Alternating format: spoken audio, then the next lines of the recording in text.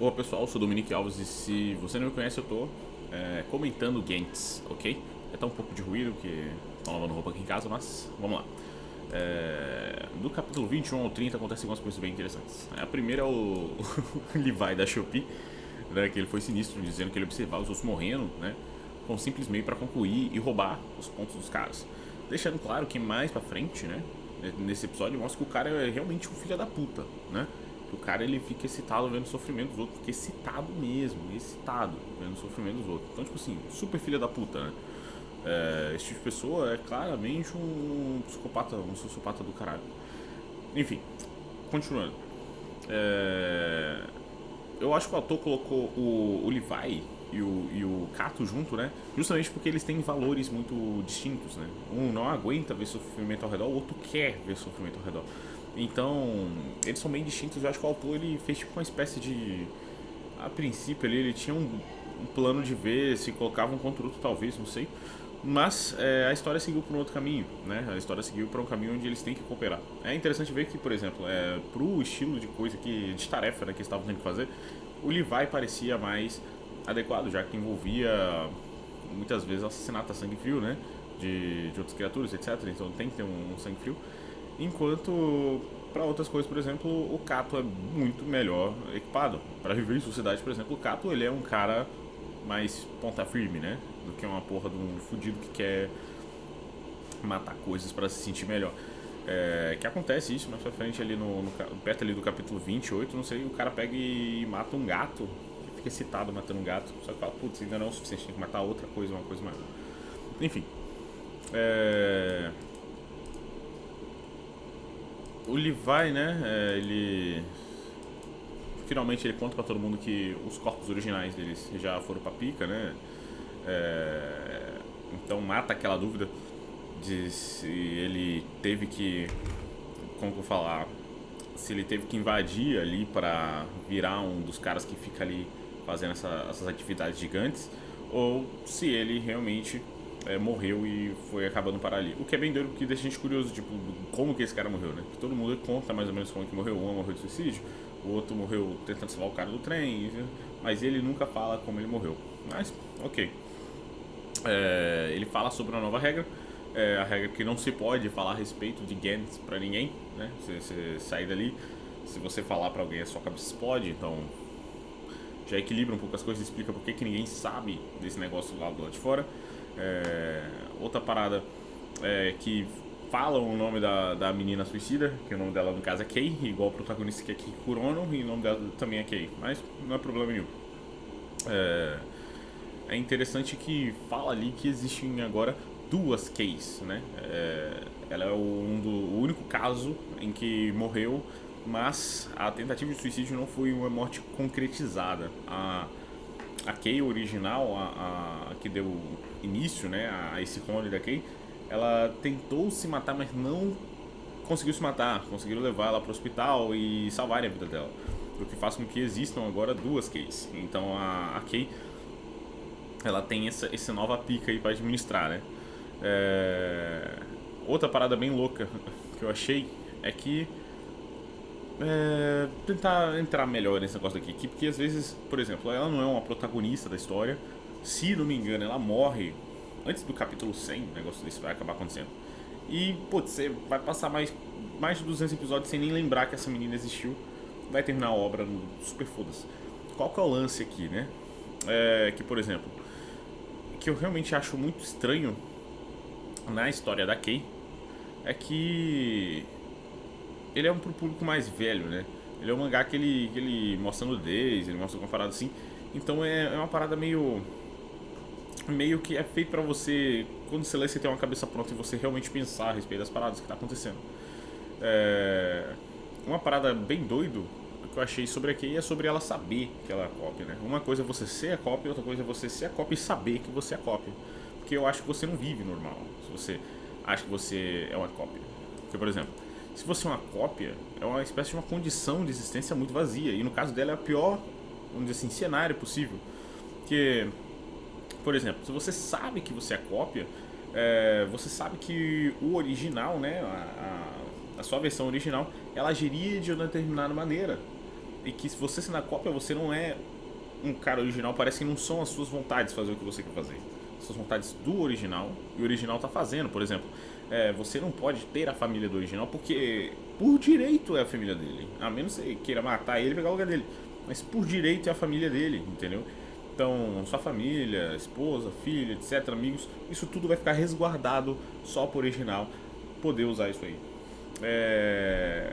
Então, sei lá, é meio estranho, porque parece que, por exemplo, a memória, o jeito que você viveu, né, a sua vida, ela te cria um vínculo afetivo com aquelas pessoas, com aquelas situações, mas você não pode usufruir aquilo ali, né? E tipo assim, todo mundo ali, em teoria, é uma cópia do original, né? Que, sei lá, né, por causa que as pessoas morreram, eles conseguiram ocupar os lugares perfeitamente e ninguém se deu conta de que isso aconteceu. Mas, putz, você tem ali uma continuidade psicológica que você sabe que é falsa, entendeu? Você sabe que você nasceu há menos de um mês, mas por sorte você herdou uma continuidade psicológica que você acha que é outra pessoa, mas a pessoa original, ela viveu, se desenvolveu, sofreu um acidente ou foi morta e tanto faz, ela sofreu ali até o último suspiro dela, ela morreu. E agora ela tá na próxima etapa, né? Ninguém sabe o que acontece depois da morte, se é céu, se é inferno, se é vazio, se é resistência. Mas o original tá lá. Ele foi mesmo, ele já era. Por outro lado, você leva uma vida como se você fosse o original. Isso, eu acho isso bem louco. Que dá uma espécie de sensação horrível saber que a pessoa que nasceu, né, com aquela sua aparência, não era você. A fagulha inicial da vida, a história legítima, não é sua. É como se não houvesse magia na pessoa, como se ela fosse uma espécie de autômato, uma máquina para se comportar de acordo com outra pessoa, né? Se eu não me engano, a filosofia da mente isso é chamada de Swampman, mas não tem problema. É Swapman, na verdade. Sei lá. E quando a gente pega assim pra ver uma obra dessa, assim, você pode pensar a respeito da parada, ou você pode simplesmente ligar o foda-se e não pensar a respeito da parada. Eu escolhi pensar porque, putz, eu tô fazendo um vídeo aqui comentando o mangá, né? Então é bom trazer algumas paradas aqui que fazem parte do universo. É interessante frisar que a gente não pensa sobre isso porque isso não faz parte da nossa realidade. Não existe essa parada de existir uma maneira da gente conseguir manter a continuidade psicológica, né?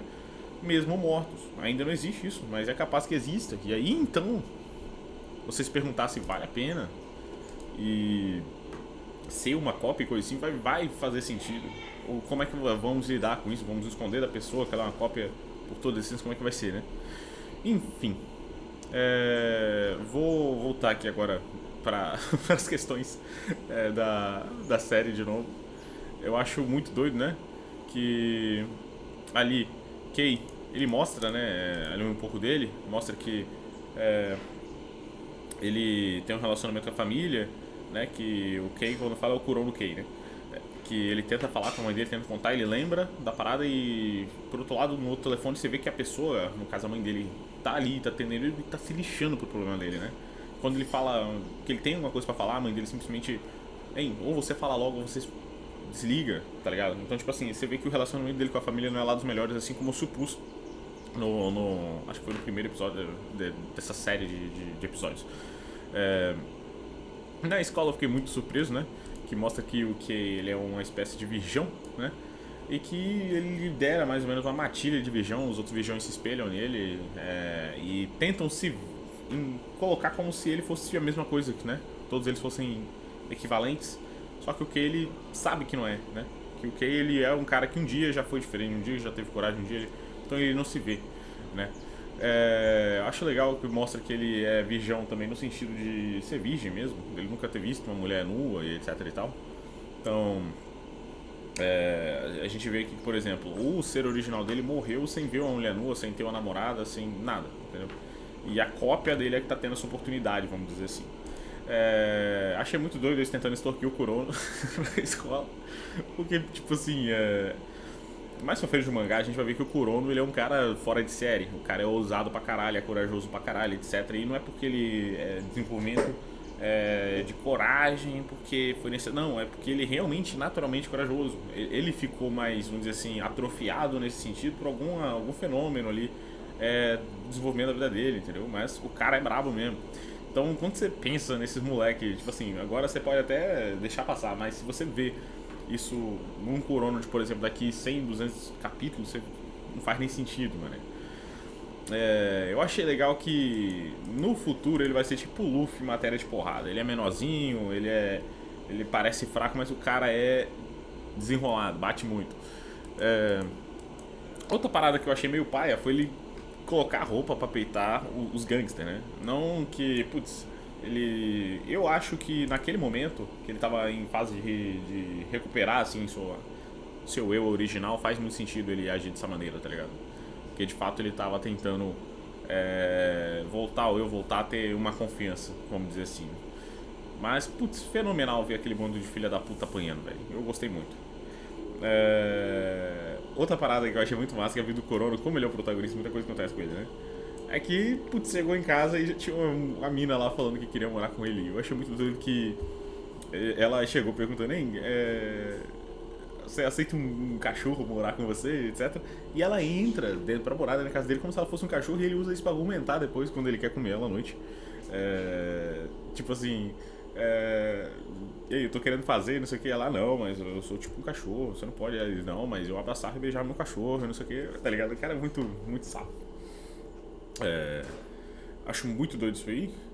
E, como vou falar, é interessante ver isso aí que ele deixou ela entrar, então ele entendia que ele tinha uma chance com ela. Porque quando você para pra ver naquele capítulo, ele mostra que ele perdeu o encanto por pessoas que ele não consegue se aproximar de verdade, né? Você vê isso aí, que o cara fala, hein, bora lá no Quinto Inferno, veio uma cantora lá, sei lá, uma idol, e ele super caga, ele não quer saber, se ele não tem chance, se ele não conhece, a menina não vai dar bola pra ele, ele quer que se foda, né?